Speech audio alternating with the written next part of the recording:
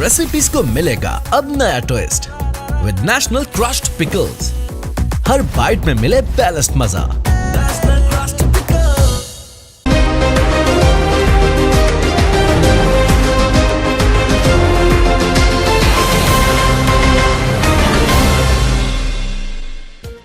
Election bar association Chunian 2024 और 25 की campaign का बाकायदा आगाज हो गया। बार चूनिया से बड़े धड़े मियां मोहम्मद रशीद एडवोकेट ग्रुप ने उम्मीदवार बराए सदर बार चूनिया असद जमाल अकबर एडवोकेट की मुकम्मल हिमायत का ऐलान कर दिया।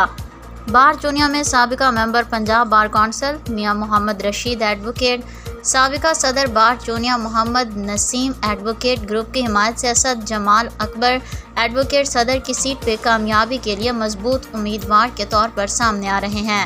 बार चूनिया से नौजवान वकला की बड़ी तादाद में पहले ही भरपूर अंदाज में हिमायत हासिल हो चुकी है।